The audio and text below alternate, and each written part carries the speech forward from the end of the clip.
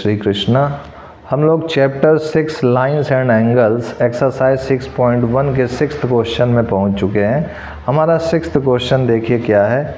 It is given that angle X Y Z equal to 64 degree and X Y is produced to a point P. Draw figure. अच्छा, figure यहाँ पर दिया नहीं हुआ, यहाँ हम लोगों को फिगर खुद से बनाना है।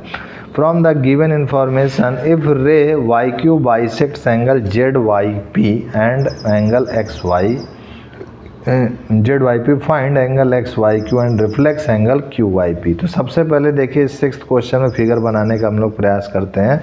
कह रहा है it is given that angle XYZ equal to 64 degree. तो मान लिया मेरा, देखिए ये मेरा XYZ एक एंगल हो गया। This is X, this is why, this is Z, ये मेरा 64 डिग्री हो गया। ठीक है। अब उसके बाद इसमें जो है कंडीशन कह रहा है कि X Y is produced to a point P. X Y को अगर पीछे की ओर प्रोड्यूस करेंगे तो ये हो जाएगा दिस इज पॉइंट पी पर आ गया प्रोड्यूस करने पर। अब उसके बाद कह रहा है draw figure from the given information if ray Y Q bisects angle Z Y P. कह रहे हैं इसको पीछे प्रोड्यूस करने के बाद कह रहे हैं if ray Y Q bisects angle Z Y P. तो ये जेड वाई पी है, इसको जो है एक रे है जो कि वाई क्यू नाम से है, ये वाई क्यू नाम से है, जो कि बाइसेक्ट कर रहा है। बाइसेक्ट करने का तात्पर्य है कि ये एंगल इस एंगल के इक्वल होगा। ठीक है ना। अब आगे कह रहे हैं if ray Y Q bisects Z Y P find X Y Q. तो हमसे फाइंड करने को क्या कह रहा है, एक्स वाई क्यू, यानी ये पूरा एंगल फाइंड करने को कह रहा है। और कह रहा है reflex of Q Y P. जो ये क्यू वाई पी है इसका रिफ्लेक्स एंगल कितना होगा, ये हमसे कह रहा है निकालने को। तो चलिए इसको हम लोग फाइंड करते हैं। यहाँ पर सबसे पहले तो हमको ये दे दिया है कि ये इसके इक्वल है, चूँकि ये वाई क्यू बाइसेक्ट कर रहा है जेड वाई पी को।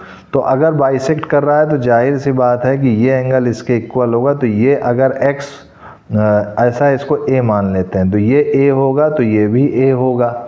तो अब इसी का यूज़ करेंगे हम लोग। तो चूँकि ये एक स्ट्रेट लाइन है तो यहाँ से मुझको ए पता चल जाएगा। तो यहाँ मैं लिखूँगा कि since X Y P is, यहाँ पर लिखने के तरीके में X Y P is a straight line. ये क्या है, एक स्ट्रेट लाइन है। तो यहाँ से ये हो जाएगा this is A plus 64 degree equal to 180 degree. तो यहाँ से ए और A, this is 2a, this is 180 minus 64। तो यहाँ पर 10 में 4 गया मेरा, तो यहाँ पर देखिए 10 में 4 जाएगा तो ये 6 हो जाएगा। 7 में 6 किया 1 और यहाँ पर ये 1, देखिए ये 116 डिग्री आ गया और ये मेरा 2a हो गया। तो a मेरा क्या हो गया, 116/2 हो गया। ठीक है। अब इसको सॉल्व करेंगे तो हो जाएगा 2 5 जा 10 और ये हो जाएगा 2 8 जा 16। तो a का मान कितना आ गया, 58 डिग्री आ गया। तो ये मेरा a इक्वल टू 58 डिग्री आ चुका है। तो यहाँ से जब a मेरा 58 डिग्री आ गया है तो इसका रिफ्लेक्स, ये a जो है ये भी है और ये a ये भी है। तो यहाँ से मुझको पहले ये एक्स वाई क्यू निकाल लेता हूँ। तो यहाँ लिखूँगा angle X Y Q this is equal to a plus 64 degree. तो यहाँ पर a मेरा है 58 और ये है 64। तो इन दोनों को अगर मैं जोड़ता हूँ तो ये हो जाएगा 8 4 12, 6 5 11 1 12। तो 122 डिग्री, यही मेरा आंसर पहले का हो जाएगा। और दूसरे में मुझे पूछ रहा है यहाँ पर, ये तो मुझे a का मतलब क्या है मान, ये है पी वाई क्यू। तो यहाँ पर मैं लिख सकता हूँ पी वाई क्यू बोलो या क्यू वाई पी बोलें, ये मेरा a है जो कि 58 डिग्री है। तो रिफ्लेक्स, अगर मैं इसका रिफ्लेक्स निकालूँ, reflex of angle Q Y P, तो क्या होगा 360 में मैं जो भी एंगल है उसका मान माइनस कर देंगे तो वो उसका रिफ्लेक्स होगा। तो 360 डिग्री में अगर मैं 58 माइनस करता हूँ तो 302 डिग्री आता है। यही मेरा रिक्वायर्ड आंसर हो जाएगा।